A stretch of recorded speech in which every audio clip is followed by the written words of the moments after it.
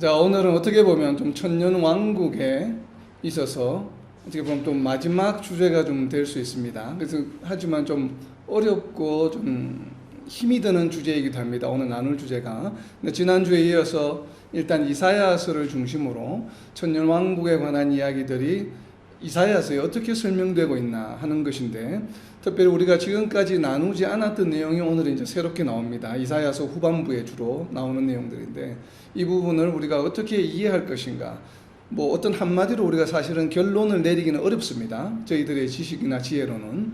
그러나 우리가 이제 구약 성경과 신약 성경을 함께 묵상할 때 어떻게 서로 연결해서 우리가 이해하고 또 그 뜻을, 그 속에 포함되어 있는 하나님의 뜻을 우리가 좀 알 수 있는 방법은 무엇일까라는 것을 이제 우리가 지금 연습해 보는 겁니다. 성경에 기록된 내용들은 다중성을 포함하고 있습니다. 그러니까 당시의 어떤 사건에 대한 그 설명, 그리고 메시아에 관한 설명, 이렇게 이제 다중성을 포함하고 있는데, 그렇다면 이게 막연하게 우리가 이 부분은 그 당시에 어떤 성도들에게 주시는 말씀이자 또 미래에 일어날 일들에 대한 것을 어떻게 함께 투영해서 이렇게 말씀하신다라고 그냥 단순히 이야기하는 것이 아니라 그렇게 이야기하는 데는 이유가 있습니다. 그것은 이제 하나님의 속성 때문인데, 하나님의 어떤 속성이 성경에 기록된 말씀이 당시뿐만 아니라 미래에 일어날 일에 대해서도 우리가 적용 가능한 이유는 하나님의 여러 가지 속성 중에 어떤 속성 때문에 그럴까요? 계시록에도 나오지만 하나님의 자신을 어떻게 표현하십니까? 나는 알파요 오메가다라고 표현하죠. 그죠? 나는 또 처음이요 끝이다라고 하는데, 여기서 알파, 처음, 오메가 끝은 어떤 것을 말합니까? 영원전이라는 얘기죠. 그러니까 영원전의 시작, 그리고 오메가라고 하는 끝이라고 하는 것은 영원의 끝을 말합니다. 자, 우리는 이것을 보면서 하나님은 알파와 오메가를 그냥 단순히 그냥 대단하신 분이야 이렇게만 해석을 하는데, 알파와 오메가, 처음이요 끝이라고 하는 얘기는 무엇인가 하면 하나님께는 이 세상의 인류의 모든 역사가 한순간으로 보이신다는 얘기입니다. 그러니까 영원 전부터 영원까지를 이미 다 알고 계시는 분이에요. 이게 알파와 오메가로 하는 뜻은 창세전 아니면 영원 전부터 지금까지만 알고 계시고, 앞으로 일어날 일들에 대해서는 앞으로 지내봐야 아는 일이 아니에요. 이게 알파와 오메가라고 하는 의미는 처음부터 끝까지 모두를 아시는 분이다. 그것을 이제 우리가 신학적 용어로 이야기하면 하나님은 어떤 분이라고 말씀하세요? 전지하신 분이다. 그러니까 전지하시다는 것이죠. 전지라고 하는 것이 과거, 현재, 미래 모두를 알고 계신다는 것이에요. 그렇기 때문에 또 다른 하나님의 속성이 나오게 되는데, 그것이 바로 무엇인가 하면 하나님의 신실하심입니다. 우리가 faithful God라고 이야기를 하잖아요. 하나님은 신실하시다고 이야기를 하지 않습니까? 성경의 많은 부분에서 하나님의 신실하심을 드러내는 성경 구절들이 많이 있습니다. 그렇기 때문에 우리는 구약 성경의 말씀을 바라볼 때, 구약 성경에 기록된 말씀들은 어떤 특정 이벤트 때문에 기록된 말씀들이잖아요. 대부분이 보면 어떤 일이 있으면 그 일에 대한 결과가 어떻게 될 것이다, 결과가 어떻게 되었다라고 하는 것을 기록해 놓은 것이 성경이에요. 신약 시대에는 신약 시대에 예수님이 오셨을 때 일어났던 일들을 다 기록해 놓은 것이죠. 구약 성경은 예수님이 오시기 전에 인류 역사에 일어났던 일들을 기록해 놓은 것입니다. 그런데 우리가 잘 한번 생각해 보면 인류 역사를 성경적인 역사로서는 저희가 한 6,000년으로 봅니다. 그러니까 6,000년 전에 창세로부터 구약 시대가 4,000년, 신약 시대가 한 2,000년 정도로 보는데, 그럼 이 인류 역사에 일어났던 일들을 만약에 역사책으로 기록한다면 그 분량이 얼마나 될까요? 엄청나겠죠. 뭐 슈퍼컴퓨터로도 안 될 정도로 엄청나게 많은 사건과 일들이 끊임없이 매일 일어났을 겁니다. 그런데 성경에 기록된 내용들은 지극히 일부죠. 정말 비교가 안 될 정도로 굉장히 지극히 일부, 적은 내용들이 성경에 기록이 되어 있습니다. 그렇다면 우리는 성경의 기록을 기본적으로 하나님의 영감설로 믿습니다. 그죠? 하나님 성령께서 인도하셔서 기록하셨다는 얘기는 그것을 다르게 표현하면 뭐냐 하면, 성경에 기록된 내용들을 누가 결정하셨다는 얘기입니까? 하나님이 결정하셨다는 것이에요. 성경 기자가 내가 어떤 내용을 간추려서 기록해야 되겠다라고 하는 것이 아니라 성령께서 무엇을 어떻게 기록하라고 말씀해 주셨다는 얘기입니다. 그러니까 하나님의 목적에 의해서 성경의 내용들이 결정이 되고 또 그 기자를 선정을 하셔서 기록하게 하셨습니다. 그렇기 때문에 성경에 기록된 모든 내용들에는 하나님의 뜻이 다 담겨 있는 것이죠. 그런데 그렇다면 만약에 우리가 이제 하나님의 입장이라고 한번 생각을 해보세요. 내가 무언가 나의 뜻을 사람들에게 전하고 싶어요. 전하기 위해서 무언가 내용을 결정했습니다. 그렇다면 그 내용들은 내가 전하고자 하는 뜻이 반드시 반영이 되는 내용이겠죠. 그죠? 내가 전하고 싶지 않은 내용을 굳이 내용으로 선정해서 성경에 기록할 이유는 있겠습니까? 없겠습니까? 그럴 이유는 전혀 없죠. 그리고 또 내가 무언가를 전하고 싶어요. 사람들에게. 그러면 그 내용이 성경 내용에 빠질 수 있겠습니까? 없겠습니까? 빠질 수 없죠. 내가 전하고자 하는 게 분명히 있는데 그것을 굳이 일부러 내용을 빼서 성경에 기록하지 않을 수는 없는 거 아니에요. 그죠? 하나님 입장에서는 내가 분명히 나의 의지와 나의 뜻을 사람들에게 전하고 싶은 내용을 하나도 빠뜨리지 아니하여 선별해서 그야말로 에센스, 그러니까 엑기스만 모아서 기록한 것이 저는 성경이라고 믿습니다. 그렇기 때문에 하나님의 뜻이라고 하는 것은 무엇이에요? 하나님의 뜻이라고 하는 것은 우리 사람들이 어떤 행동을 했을 때에 어떤 일을 행하였을 때에 하나님께서 마음에 드시는 경우가 있고 마음에 들지 않는 경우가 있죠. 마음에 합한 경우에는 하나님께서는 어떻게 반응을 하시고 그 행동에 대해서 또 마음에 들지 않게 행동했을 때는 어떻게 반응하시고 하는 이러한 내용들을 우리에게 알려주고 싶으신 것입니다. 그렇기 때문에 성경에 기록된 내용들을 보면 과거에 일어난 내용들이 대부분이죠. 우리가 지금 우리에게 성경으로 주어진 내용들은 역사적으로 다 일어났던 일들이 지금 기록이 되어 있습니다. 그런데 이 기록이 되어 있는 과거에 일어났던 일들을 기록해낸 내용들을 보다 보면 우리는 우리가 어떻게 행동하느냐에 따라서 하나님이 어떻게 반응하실까에 대해서 우리는 알 수가 있습니다. 이것을 우리가 다른 신학적 용어로 무엇이라고 부르냐면 바로 하나님의 섭리라고 부릅니다. 그죠? 그러니까 성경이 우리에게 주어진 것은 이유가 무엇인가 하면 우리로 하여금 하나님의 섭리를 알게 하기 위함이에요. 이것을 다르게 표현하면 하나님의 섭리를 안다는 표현을 우리 좀 인간적인 표현으로 쓰면 하나님의 성격을 안다는 것이죠. 우리가 부부간에 결혼생활 해도 마찬가지죠. 남편이 어떤 하는 행동에 대해서 아내가 반응하는 행동이 가정마다 다 틀리잖아요. 남편이 똑같은 행동을 하는데도 반응하는 아내들의 행동은 다르죠. 반대로 아내가 하는 행동에 대해서 반응하는 남편들의 모습이 다 다릅니다. 각 가정마다. 이게 만약에 각 가정마다 다 똑같다고 한다면 부부학이라는 교과서가 하나 나올 수 있죠. 그냥 간단하게 그렇게만 하면 쉽게 다 설명할 수 있는데 그렇지 않죠. 동일한 행동에 대해서도 반응하는 패턴이 다 다릅니다. 사람마다. 그와 같이 사람들은 다 다르지만 그런 하나님은 우리가 향하는 어떤 행동에 대한 그 리액션이 항상 정해져 있습니다. 그래서 우리는 하나님을 신실하시다라고 표현하는 것이에요. 그래서 하나님을 우리는 공의롭다라고 표현하는 것입니다. 공의라고 하는 것은 무엇이에요? 어떠한 일에 대해서 판단하는 기준이 왔다 갔다 하지 않는다는 얘기예요. 어떤 일이 일어났을 때 판단하는 그 기준이 항상 동일하다는 얘기입니다. 그래서 공의롭다라는 표현을 쓰는 겁니다. 어떨 때는 이렇게 판사가 판결을 하고 어떨 때는 다르게 판결하면 그건 공의로운 것이 아니죠. 자기 주관대로 판단하는 것이죠. 그러니까 공의롭다고 하는 표현은 한결같다.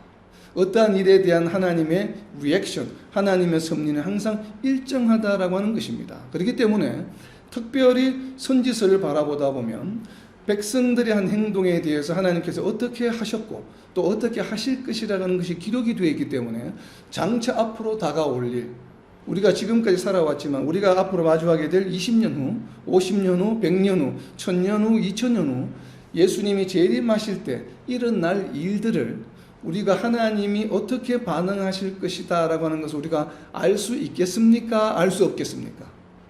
알겠습니다. 정확하게 우리가 단어로 확정할 수는 없지만 이렇게 하실 것이다 라고 하는 것을 얼마든지 유추해 볼 수 있죠. 이것이 바로 성경이 우리에게 주어진 이유요, 우리가 하나님을 알아가는 과정입니다. 우리가 하나님을 알아야 된다고 이야기를 하잖아요. 그래서 호세아 6장 6절에서도 무엇이라고 선포합니까? 너희가 예배를 드리는 것보다 너희가 나를 알기를 원한다. 너희가 날마다 이렇게 예배 드리는 것이 중요한 것이 아니라 그보다 먼저 해야 될 일은 너희가 나를 아는 것이다 라고 이야기합니다. 그 얘기가 무엇인가 하면, 백성들이 하나님의 섭리, 하나님의 성품, 하나님이 어떻게 하실 거라는 걸 모르다 보니까 잘못된 길로 자꾸 행하는 것이에요. 그런데 하나님을 잘 알게 되면 잘못된 길로 행할 수가 없죠. 왜냐하면 우리가 이렇게 행동하면 하나님이 어떻게 반응하실 것이라는 것을 알고 난 다음에 무모하게 그렇게 행동할 사람은 아마 이 세상에 거의 존재하지 않을 겁니다. 그죠? 그렇기 때문에 하나님께서는 호세아 선지자를 통해서 너희가 나를 알기를 원한다고 말씀하신 것이에요. 그래서 오늘 저희가 이제 이사야서를 통해서 좀 더 이사야 후반부를 30장 이후로부터 좀 우리가 알아보려고 하는 내용은, 하나님께서 어떻게 반응하셨는가, 하나님께서 어떻게 설명하셨는가. 당시에 북이스라엘이 멸망할 때에 북이스라엘이 멸망하는 것이 어떻게 보면 하나의 샘플입니다. 하나님의 나라를 멸망시키실 때, 이 땅을 멸망시키실 때, 이 땅을 심판하실 때, 그렇기 때문에 동일한 메시지로 저희들이 보는 겁니다. 하나님께서 선택하신 백성을 멸망시키셨잖아요. 그것이 바로 하나님께서 창조하신 이 땅을 최종 마지막으로 심판하시는 것과 같은 로직이라는 얘기예요. 그렇기 때문에 이사야서에 나타난 모습을 보면 우리가 예수님이 다시 오실 때 이러한 일들이 일어나겠구나라고 하는 것을 유추해 볼 수 있는 것입니다. 자, 이사야서 오늘은 35장을 봅니다. 35장 5절 말씀부터 10절 말씀까지 천년왕국과 미래에 관련된 일들이 어떤 것이 있겠는지 주요 단어에 한번 표시를 해보세요. 35장입니다. 35장 5절부터 10절까지입니다. 그때에 맹인의 눈이 밝을 것이며 못 듣는 사람의 귀가 열릴 것이며 그때에 저는 자는 사슴같이 될 것이며 말 못하는 자의 혀는 노래하리니 이는 광야에서 물이 솟겠고 사막에서 시내가 흐를 것임이라.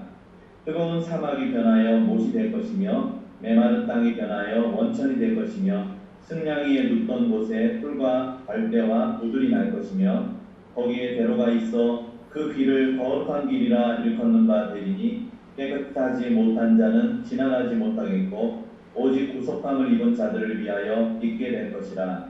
또 우매한 행위는 그 길로 다니지 못할 것이며 거기에는 사자가 없고 사나운 짐승이 그리로 올라가지 아니하므로 그것을 만나지 못하겠고 오직 구속함을 받은 자만 그리로 행할 것이며 여호와의 선량함을 받은 자들이 돌아오되 노래하며 시온에 이르러 그들의 머리 위에 영영한 희락을 띠고 기쁨과 즐거움을 얻으리니 슬픔과 탄식이 사라지리로다. 아멘. 아멘. 쭉 읽어보니까 이것이 무엇에 관한 이야기인가라는 게 대충 짐작이 되죠. 왜냐하면 우리가 이제 계시록의 내용을 보면서 천년왕국의 모습이 어떠할 것인지에 대해서 우리가 이미 공부를 하였기 때문에 그 내용을 알고 있으면서 이사야서를 읽게 되면 이 부분이 천년왕국의 모습을 그리고 있는 듯하다라는 이제 짐작이 가능하잖아요. 자, 그런데 우리가 이제 먼저 예언서를 볼 때는 첫 번째는 먼저 직관적으로 볼 필요가 있습니다. 직관적으로 본다는 것을 다르게 표현하면 문자적으로 해석하는 것입니다. 기록된 내용이 무엇을 이야기하고 있는가? 직관적으로 보면 크게 사람에 관한 이야기가, 사람의 무슨 변화가 일어나는데 네 가지가 보입니다. 네. 35장 5절에 있습니다. 5절과 6절에 보면 사람들에게 변화가 일어나는데 네 가지 변화가 있습니다. 표시를 해보세요. 첫 번째는 맹인이 눈을 뜨게 됩니다. 1. 첫 번째, 맹인이 눈을 뜨고 2. 두 번째는 귀가 열립니다. 그러니까 듣지 못하는 자들이 듣게 되는 것이죠. 그리고 3. 세 번째는 사슴같이 뛰게 됩니다. 그 저는 자들이, 안전뱅이를 말하죠. 다리가 불편한 자들이 정상적으로 걷게 되는 역사가 일어납니다. 그리고 네 번째는 무엇입니까? 벙어리가, 말 못하는 자가 말을 하게 됩니다. 네 가지의 변화가 일어났습니다. 이 네 가지 변화의 공통점은 무엇입니까? 잘못된 것이 회복이 되는 것이죠. 우선은 문자적으로 그렇게 해석이 되죠. 그래서 상처받은 자, 매 맞은 자들이 고치심을 받는다라고 해서 천년왕국을 이사야서에서 뭐라고 불렀습니까? 고치시는 날, 이렇게 불렀죠. 정의 한마디로. 네. 그날이 마지막에 예수님이 재림하시는 날을 무엇이라고 불렀냐면 고치시는 날. 그래서 상처받는 자와 매 맞는 자를 고친다라고 이제 지난주에 나누었는데, 오늘 이제 이사야서 35장에는 좀 구체적으로 설명합니다. 네 가지의 고치심이 있습니다. 맹인과 저는 자와 벙어리가 고침을 받아서 새롭게 정상적인 모습으로 변화되는 역사가 일어납니다. 자, 이 모습을, 네 가지의 모습을 보면 여러분들이 복음서에서 연상되는 게 어떤 것이 있습니까? 이사야서 35장 5절과 6절의 말씀은 당시에 예언을 했지만 이 예언이 언제 성취되었습니까? 1차적으로 예수님의 초림 때에 성취가 되었습니다. 이미 예수님께서는 고치신 병자들이 그러한 종류의 병자들만 고치신 걸로 저는 보지 않습니다. 왜냐하면 3년 반 동안 사역을 하셨기 때문에 수많은 병자들이 찾아왔을 거예요. 거기에 보면 혈류병 앓는 여자도 있었고 많은 사람들이 와서 만지기만 해도 낫는 역사가 있었기 때문에 5만 가지의 병을 가진 사람들이 아마 많이 찾아와서 고치심을 분명히 받았을 겁니다. 그럼에도 불구하고 집중적으로 복음서에서 기록하고 있는 고치심의 역사는 무엇인가 하면 바로 이 네 가지예요.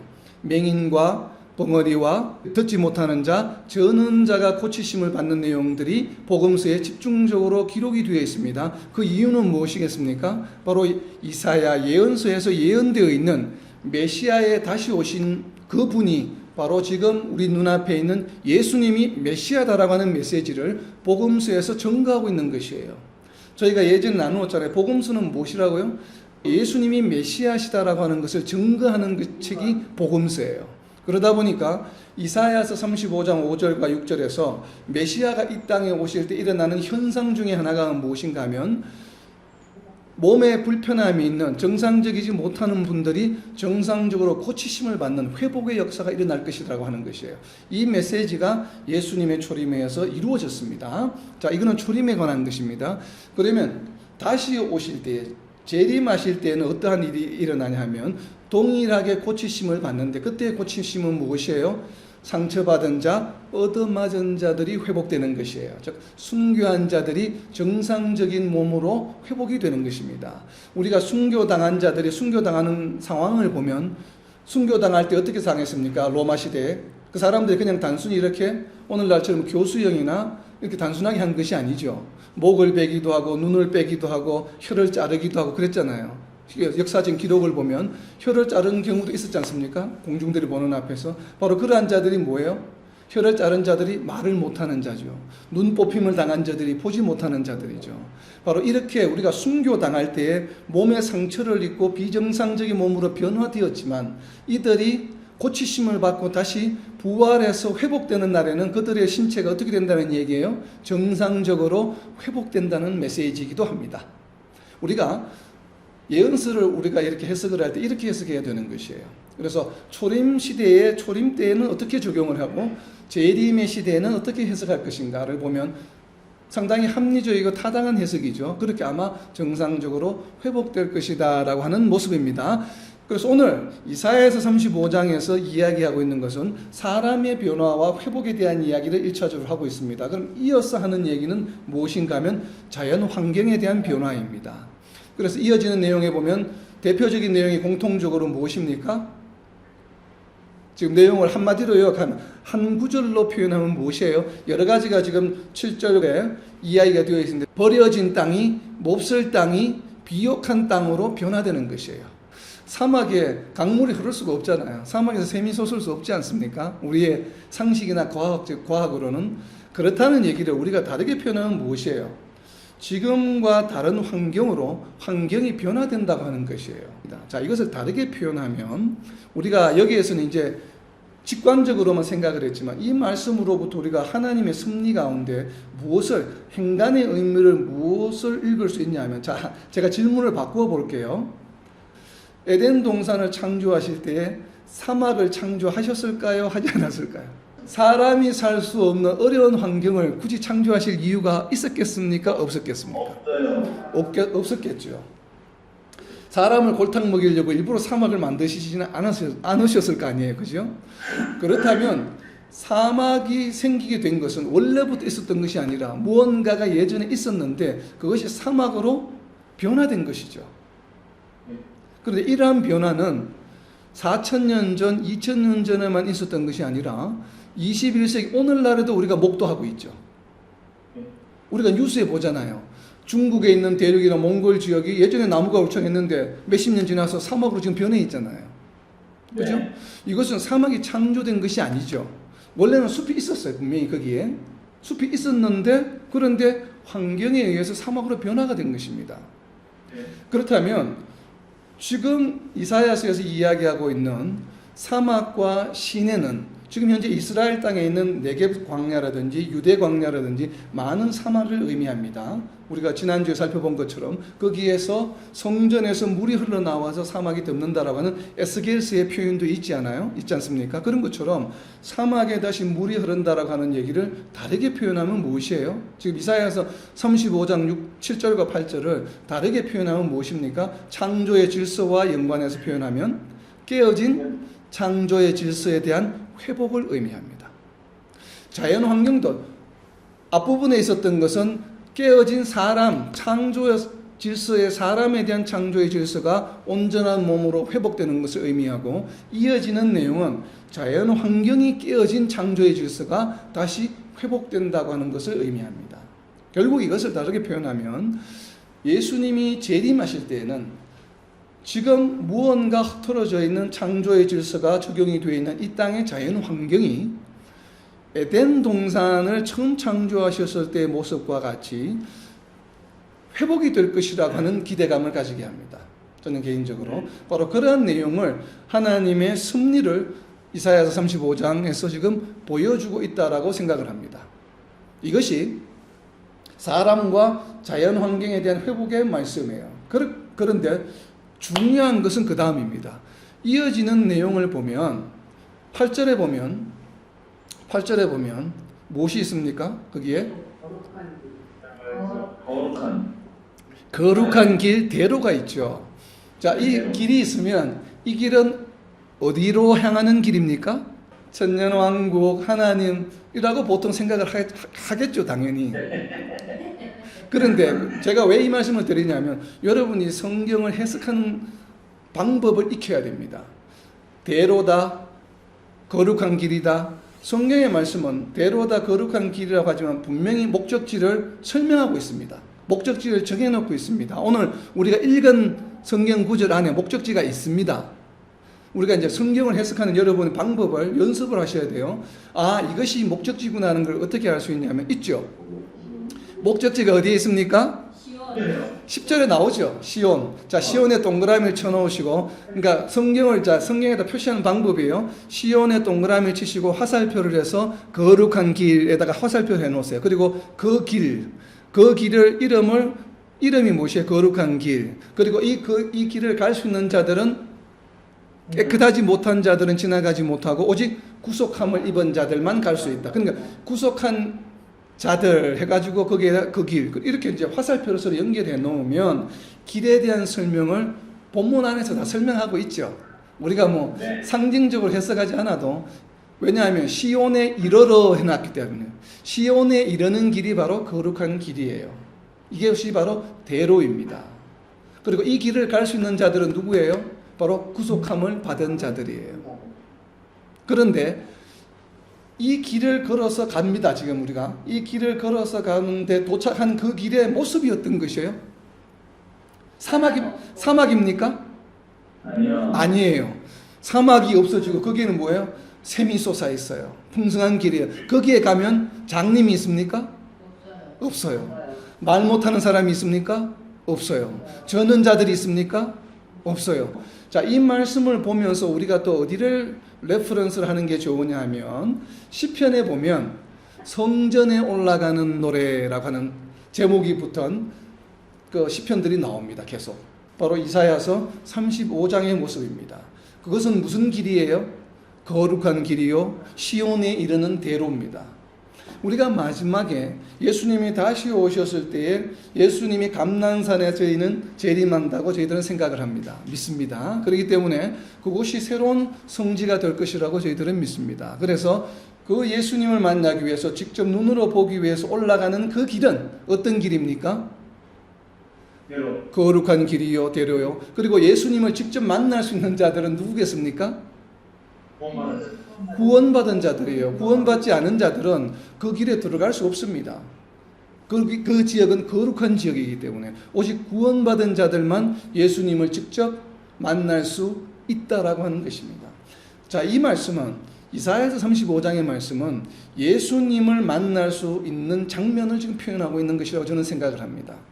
우리가 예수님이 다시 재림하실 때 성도들과 만나는 장면이 어디에 기록이 되어 있습니까? 계시록에 19장과 20장에 기록이 되어 있는 바로 무슨 나라예요? 우리가 소위 천년 왕국이라고 부르는 나라가 성도들과 예수님이 눈으로 직접 보면서 다시 만나는 장면이에요. 그 장면이 지금 이사야서 35장에 기록이 되어 있는 것입니다. 그래서 이 대로 시온을 따라가다 보면 정말 에덴 동성과 같이 이제는 피폐한 그런 자연 환경이 아니라 샘이 흐르고 나무가 무성하고 이렇게 어떤 몸에 상처가 있는 자들이 있는 것이 아니라 모두 온전한 자들이 하나님을 찬양하며 기뻐하며 그러한 모습을 바라보게 될 것이라고 하는 천년 왕국에 대한 설명이라고 저는 이해가 됩니다. 그래서 마지막 10절에 보면 어떻습니까? 그 표현이 사람들이 보면 여호와의 속량함을 받은 자들이 돌아오되 노래하며 시온에 이르러 그들의 머리 위에 영영한 희락을 띠고 기쁨과 즐거움이 넘칩니다. 슬픔과 탄식이 없고 오직 기쁨만이 넘치는 것이에요. 이 이사야서 35장도 저는 개인적으로는 초림에 대한 이야기도 포함이 되어 있지만 기본적으로는 예수님의 재림에 의해서 이루어질 천년 왕국의 모습을 우리가 정말 이렇게 그림을 보듯이 좀 피지컬하게 그림을 그려놓고 있습니다. 그래서 이 모습을 우리가 문자적으로 해석한다면 공중에 있는 것이 아니라 예루살렘 땅에 있는 것이죠. 아니면 예루살렘 위에 공중에 있을 수도 있습니다. 그거는 우리가 알 수 있는 방법은 없죠. 그러니까 예루살렘 지역의 공중에 이렇게 있을 수도 있겠죠. 성이. 그래서 우리가 그 대로를 따라가면서 이렇게 왜 우리가 공상과학 영화를 보면 외계인 우주선이 딱 공중에 있으면 쭉 빛이 올라가지고 사람도 올라갔다가 내려갔다가 뭐 그런 장면들이 나오잖아요. 그런 것처럼 예루살렘 성이 그렇게 있을 수도 있겠죠. 우리는 알 방법이 없겠지만 그러나 우리가 얼마든지 중요한 것은 무엇인가 하면 팩트는 무엇인가 하면 우리의 직접 눈으로 볼 수 있다고 하는 것입니다.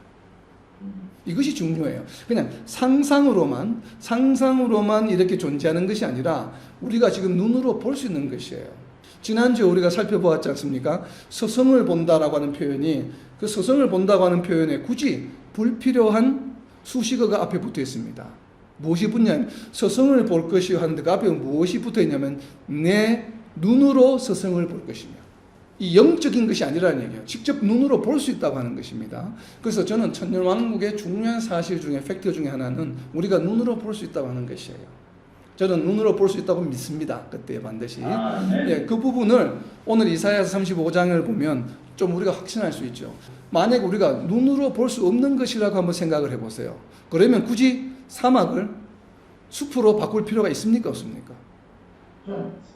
이 땅에 있는 사막에 우리가 갈 일이 없는데 그걸 굳이 사막을 수고스럽게 왜 다시 강물이 흐르고 나무가 자라게 하실 이유가 바로 무엇이 없잖아요. 그냥 가상현실처럼 그냥 보여주면 되지. 그런 천국 모습을. 그런데 굳이 이 땅에 존재하는 사막을 물이 흐르고 숲으로 변화시킨다는 얘기는 무엇인가 하면 다르게 표현하면 우리 눈으로 몸으로 직접 그것을 체험할 수 있다는 것이에요. 이해가 됩니까? 그렇지 않다면 사막을 바꿀 이유가 없어요. 물론 이것도 또 극단적으로 상징적으로 해서 그냥 우리가 그러한 영적 평온한 상태에 있다라고 해석할 수도 있습니다. 실질적으로 그렇게 해석을 합니다. 많은 신학자들이. 근데 그것도 염두에 두지만 그러나 저희는 개인적으로 이것은 분명히 우리가 눈으로 목도할 수 있는 것이다. 모습이다라고 생각을 합니다. 왜 그러냐면 이사야서 후반부에 그러한 내용들이 많이 언급이 되고 있기 때문에 그렇습니다. 자, 이제는 이사야서 좀 건너뜁니다. 중간에 여러 가지 이야기들이 있지만 시간 관계상 그냥 65장으로 마지막 파트로 바로 갑니다. 65장을 펴주세요. 자, 65장 17절 말씀. 65장 17절 말씀. 보라, 내가 새 하늘과 새 땅을 창조하나니 이전 것은 기억되거나 다음에 생각나지 아니할 것이라. 아멘. 어디서 많이 보던 구절이죠. 새 하늘과 새 땅에 관해서 이사야서 65장 17절 하나님께서 이미 이 이사야서가 활동할 때가 언젠가 하면 약 한 2700년 되겠죠. 2700년 전에 이사야를 통해서 새하늘과 새 땅이라고 하는 이야기를 하셨고, 그리고 요한을 통하여 요한계시록 21장에서 다시 한 번 더 새하늘과 새 땅 이야기를 합니다. 21장과 22장에. 그러니까 요한계시록에 기록이 되어 있는 새하늘과 새 땅은 예수님이 오신 이후에 새롭게 말씀하신 내용이 아니에요. 맞습니까? 이미 네. 이사야서에 기록이 되어 있습니다. 이사야서에 뭐라고 기록이 되어 있습니까? 새하늘과 새 땅을 창조하시겠다고 이야기하고 계십니다. 창조하시겠다고. 그렇다면 이제 중요한 것은 무엇인가 하면 이 새하늘과 새 땅이 천년왕국이 시작할 때 일어나느냐, 아니면 천년왕국이 끝나고 영원한 천국이 시작될 때 일어나느냐라고 하는 것에 대한 두 가지 이론이 지금 현재 공존하고 있습니다. 어떤 신학자들은 천년왕국이 시작할 때 일어난다. 또 다른 신학자들은 천년왕국이 종료되고 영원한 천국이 시작될 때 일어난다라고 지금 두 가지 주장이 있습니다. 저는 개인적으로 어떤 것이 옳다고 말할 수 있는 위치에 있지는 못합니다. 그러나 개인적으로는 천년왕국이 시작될 때에 어떻게 하든지 새 땅과 새 하늘, 환경의 변화가 일어난다고 하는 것에는 저는 개인적으로 동의하고 싶습니다. 왜냐하면 이제 이어지는 내용들 때문에 그렇습니다.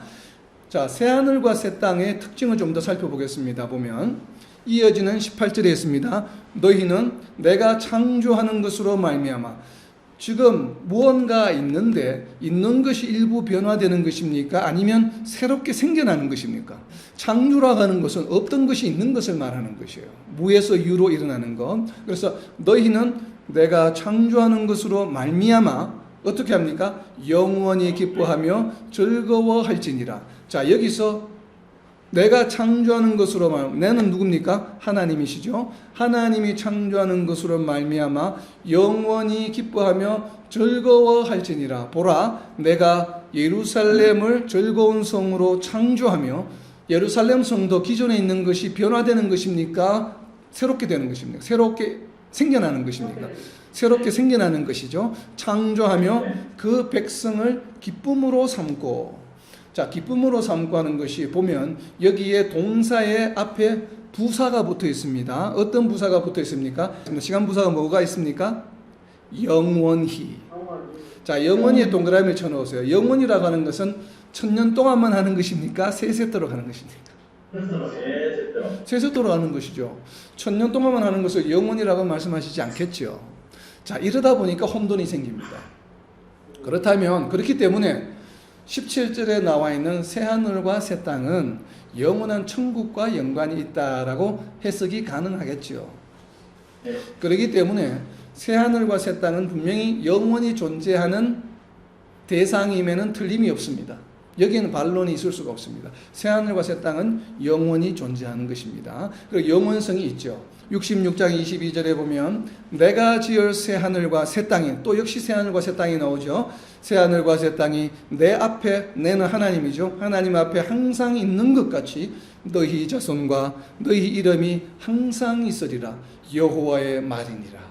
자, 이사야서 66권 중에 마지막에 해당하는 마지막 파트에 새하늘과 새 땅에 관한 이야기를 다시 말씀하시는데, 거기에 내 앞에, 항상 하나님 앞에 영원히 있는 것인데, 자, 영원한 대상이 맞죠. 그런데 거기에 또 누가 함께 있습니까? 새하늘과 새 땅에 존재하는 자들은 주인공은 누구예요? 바로 너희 자손과, 저기 이스라엘 하나님의 백성들의 성도들의 자손과 너희 이름이, 성도들의 이름이 항상 있으리라.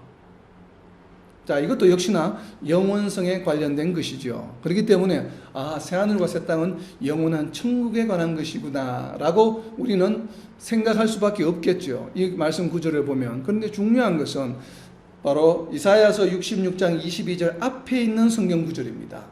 66장 20절 말씀입니다. 66장 20절 말씀과 21절 말씀을 읽을 때에 영원성과 배치되는, 영원성이 아닌, 이건 영원성과 맞지 않는데 라고 하는 구절이 나옵니다. 자, 그 구절 표시를 해보세요. 66장 20절입니다.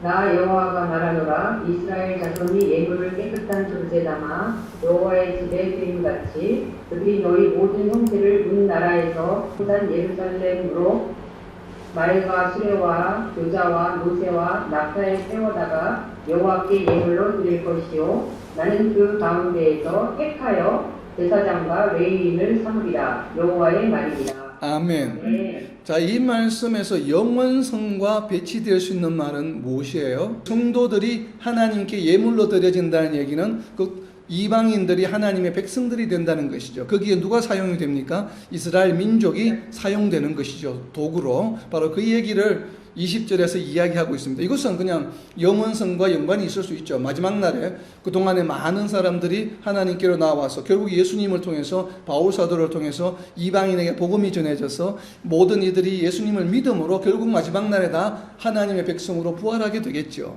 그러니까 이 말씀은 얼마든지 영원성과 연관이 될 수 있습니다. 자, 이어지는 21절에 있습니다.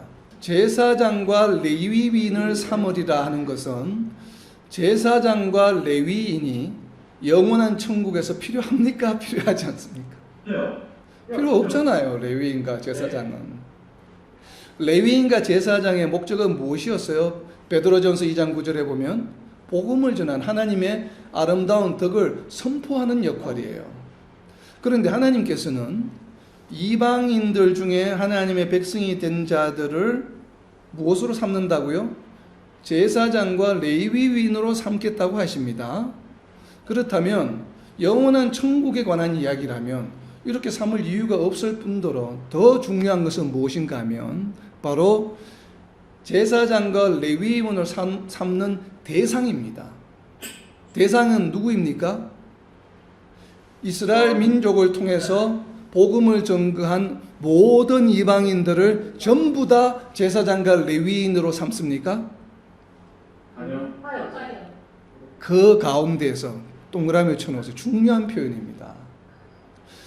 분명히 66장 20절에서는 문나라에서 오는 모든 백성들이 이스라엘 민족이 도구로 사용되어서 하나님께 나오는 백성들이 됩니다. 그죠? 그래서 모든 사람들이 하나님 앞으로 다 옵니다. 그 중에서 일부만 오고 일부만 다른 사람들 남아있는 것이 아니에요. 그죠? 모든 백성들이 다 오는데 하나님께로. 그런데 하나님께서 어떻게 하셔요? 그 가운데에서 일부만을 선택하셔요. 그러니까 일부만을 분명히 그렇게 표현이 되어 있죠. 그래서 이것은 팩트입니다. 우리가 이렇게 뭐 이스라엘 민족을 통해서 만국으로부터 백성들이 하나님께 온다는 것은 상징적으로 해석할 수 있습니다. 얼마든지 복음이 전거되는 것이다 이렇게 표현할 수 있지만 그러나 일부만을 선택하는 것은 상징적인 해석이 불가능한 내용이에요. 그렇죠? 일부만을 택하는 것은 상징이 아니라 문자적으로 그냥 그대로 팩트입니다. 예언서를 공부하는 방법이에요. 묵상하는 방법입니다. 우리가 상징으로 해석할 수도 있고 문자적으로 해석할 수도 있는 그런 파트가 있고 그러나 그 가운데서 불변하는 진리, 팩트는 무엇인가 하면 전부를 선택하신다고 하는 것이 아니에요. 일부만을 선택한다고 하는 것, 이것은 상징일 수가 없어요. 그냥 일부만 선택하는 것이 맞습니다. 그런데 이 일부만을 선택하는데 이 일부만을 선택하는 이유가 무엇입니까? 바로 이들을 레위인과 제사장으로 사용하기 위함이에요. 그렇다는 얘기는 선택한 다음에 이들을 사용해서 하실 일이 있다는 얘기입니까? 없다는 얘기입니까? 있다는 얘기죠.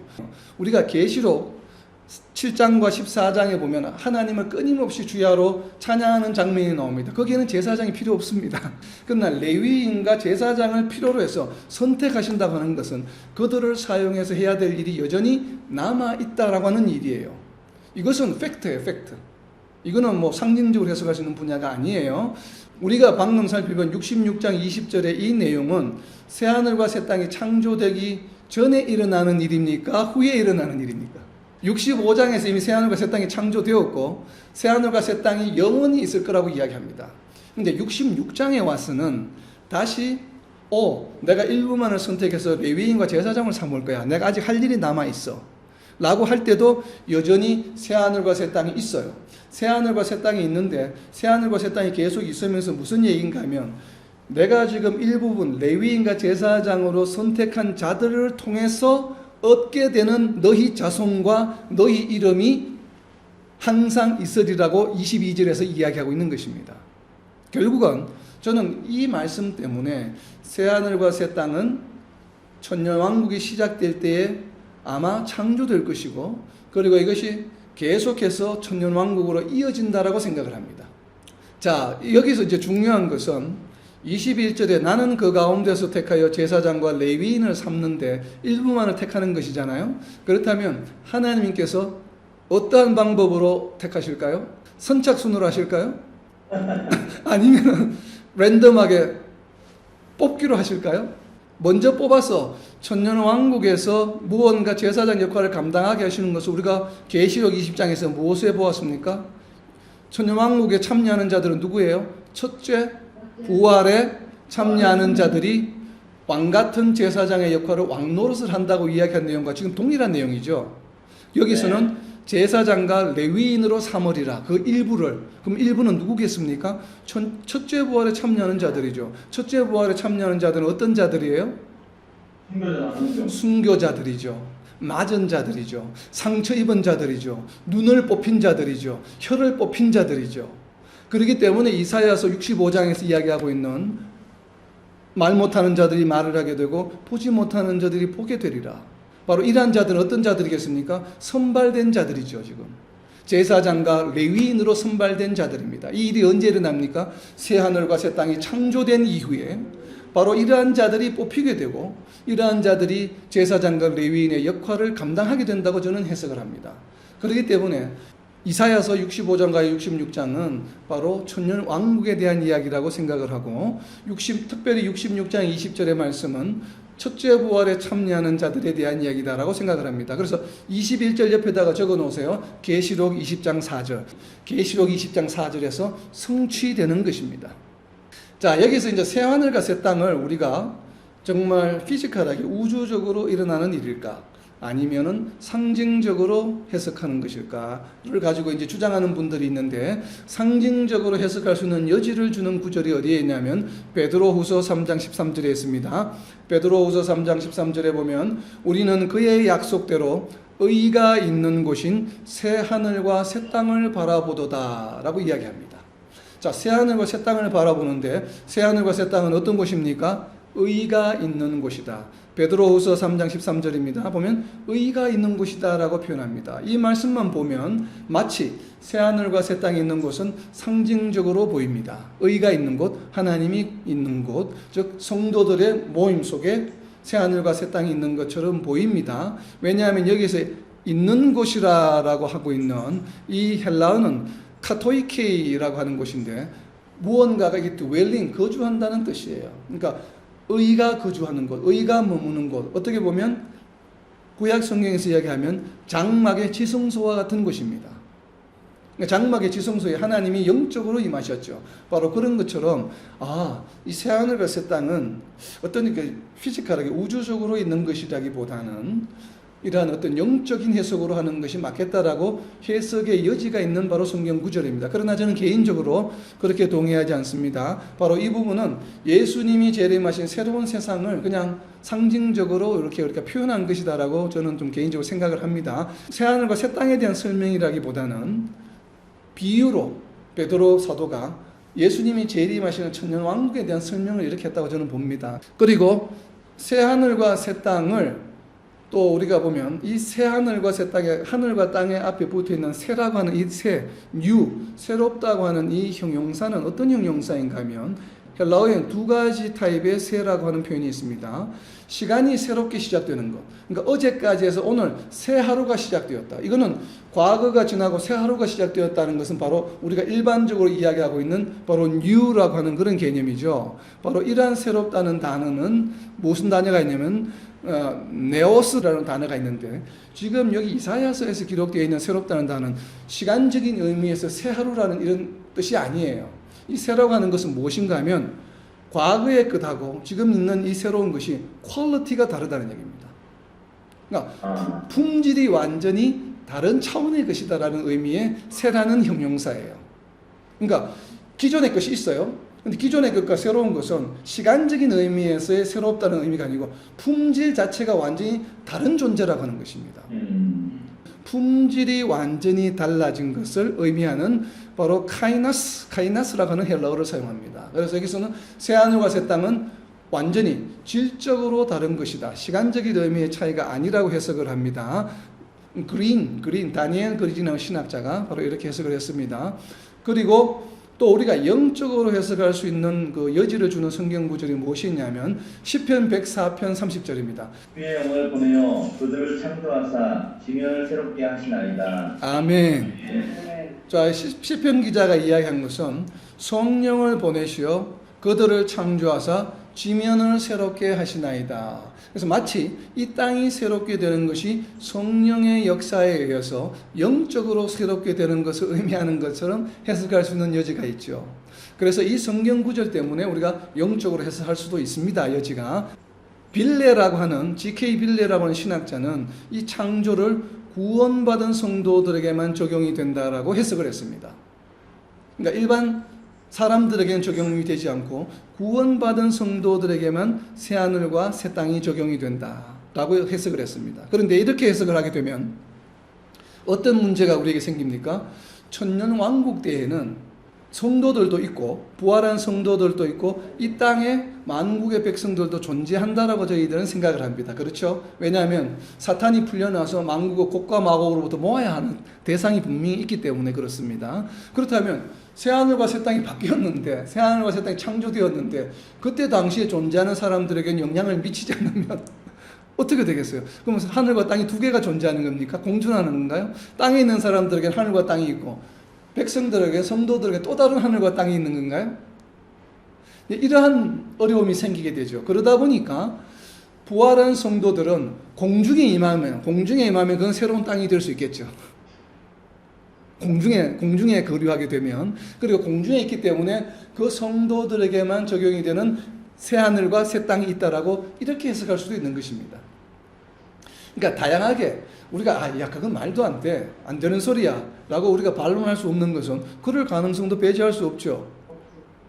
왜냐하면 예수님이 구름을 타고 오고 데살로니가전서의 말씀처럼 우리가 하늘로 올려져서 공중에서 예수님을 만난다고 이야기하잖아요. 공중에서 만나고 그럼 잠시 있다가 다시 내려오나요? 5분간 만나고 공중에서 만나서 어떻게 한다고요? 영영토록 있을 것이다 라고 이야기하고 있기 때문에 공중에서는 공중에서 새로운 땅, 왜냐하면 거기에 백성들이 거주하기 때문에, 존재하기 때문에 그것을 새로운 땅이다라고 이야기를 하고 새로운 하늘이다라고 얼마든지 해석할 여지는 있지요. 저희들은. 그렇기 때문에 이러한 가능성도 우리가 배제할 수 없기 때문에 우리가 단호하게 이야기할 수는 없습니다.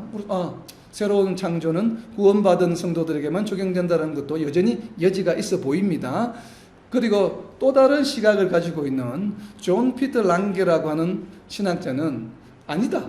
이런 새하늘과 새 땅은 우리가 기본적으로 종말론의 마지막 모습은 우리가 처음에 종말론의 개념에 대해서 공부할 때 우리는 어떻게 이해를 했습니까? 마지막 종말의 심판이나 모든 것들은 우주적으로 일어난다라고 저희는 생각하죠. 그것이 그냥 상징적인 표현이 아니다라고 우리는 이해를 하지 않습니까? 그런 것과 같이 그렇다면 새하늘과 새 땅도 상징적인 것이 아니라 우주적으로 새롭게 창조되고 물리적으로 파괴되고 새로운 세상이 도래한다 라고 생각하는 것입니다. 저는 개인적으로 이 말씀에 동의가 됩니다. 물론 많은 숙제가 있습니다. 과연 그 당시에 부활한 성도들도 있고 그리고 천년왕국이 임할 때 이 땅에 여전히 살아있는 성도들도 있겠죠. 살아있는 성도들도 물론 두 짐승에 의해서 후환란 중에 많은 사람들이 순교를 하지만 100% 순교를 다 했다고 저희들은 생각하지 않습니다. 그렇다면 두 짐승이 활동할 이유가 없거든요. 나중에 후환란에 여전히 성도들이 남아있고 끝까지 또 경배하지 않고 짐승의 표를 찍지 않는 사람들이 남아있다고 존재하기 때문에, 그렇기 때문에 하나님께서는 헤옷 입은 여자를 보내주셨잖아요. 그리고 결정적으로 오늘 데살로니가 전서에 살펴본 것처럼 여전히 남아있고 살아있는 자들이 있다고 이야기하고 있죠. 마지막 구절을 보면 바로 그런 것처럼 살아있는 성도들도 있을 것이다. 그렇다면 이 살아있는 성도들은 땅에 존재할까? 천년왕국이 임할 때 휴거해서 거기에 몸이 변화되어서 함께 합류할까? 저희들은 알 수 있는 방법이 현재로서는 굉장히 힘이 듭니다. 당시에 천년왕국에 존재하는 성도들이 장수한다라고 이야기를 하고 있죠. 그래서 100세에 죽은 자들은 저주받은 자들이다라고 이야기를 하는데 부활한 성도들이 장수합니까? 장수의 대상이 아니죠. 부활한 성도들은 영원히 존재하는 존재이기 때문에 수명과는 이미 상관이 없는 존재들이에요.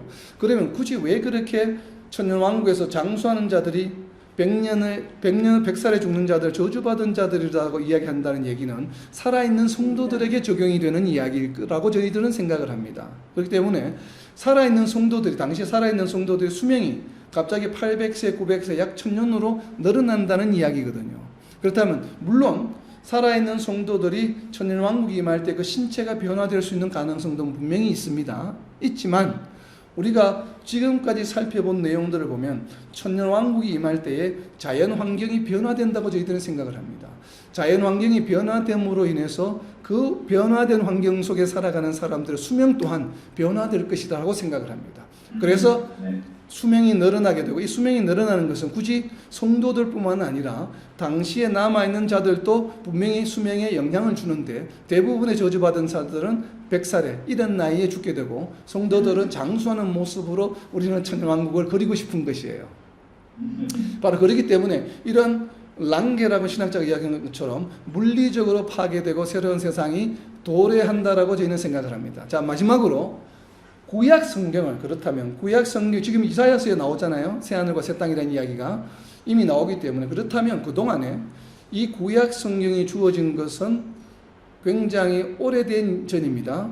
BC 약 한 700년에 북이스라엘이 멸망할 때 이사야서가 주어졌기 때문에 예수님이 오시기 전까지 이미 유대인들은 이 말씀을 해석을 했습니다. 이사야서만을 보고, 이제 요한계시록이 나오기 전이죠. 그때 이미 이사야서를 해석할 때 주이시의 율법학자들은 어떻게 이 해석을 했을까라고 보면 두 가지로 요약이 됩니다. 첫 번째는 하나님께서 창조하신 피조물들을 새롭게 한다라고 하는 것이에요.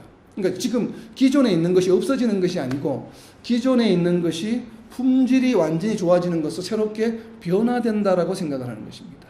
두 번째는 무엇인가 하면 기존에 있는 것을 대신해서 새로운 것이 대체된다라고 생각을 합니다. 자, 이 두 가지 가능성입니다.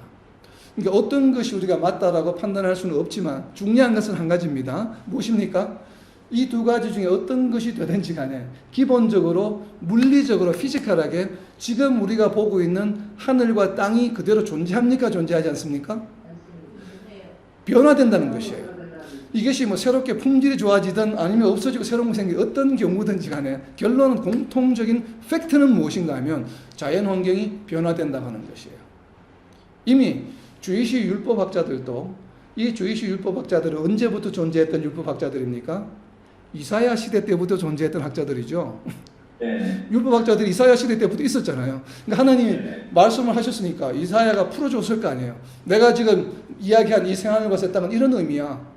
그러면 율법학자들이 듣고 거기서 계속 전승했다 이 말이에요. 가르쳤다 이 말이에요. 가르친 그 사람들은 이거는 자연환경이 변화되는 것이야. 그러면 그들은 어떻게 받아들였을까요? 창세기의 내용을 알고 있는 주이시 입장에서는 이것이 하나님이 세상을 처음 창조하실 때 에덴 동산처럼 변화되겠구나. 회복이 되겠구나. 근데 왜 이것을 우리가 가능하다고 생각하냐면 하나님께서는 구약의 역사 가운데서 자연 환경을 변화시킨 적이 있습니다. 노아의 홍수 때죠. 여러분 한번 상상을 해보세요. 노아의 홍수가 일어나서 세상에 온전히 물이 바다 덮음 같이 되었어요. 하늘에서 물이 내렸다고 하잖아요. 그렇다면 이 빗물에는 나트륨이 소금기가 있습니까? 없습니까? 없다고 생각하겠죠. 우리가 하늘에서 물이 내려왔기 때문에. 그런데 바닷물에는 소금이 있습니까? 없습니까? 소금기가. 짜죠?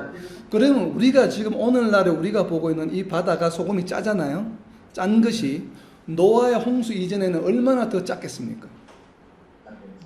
왜냐하면 하늘에 있는 물이 내려와서 희석이 됐어요.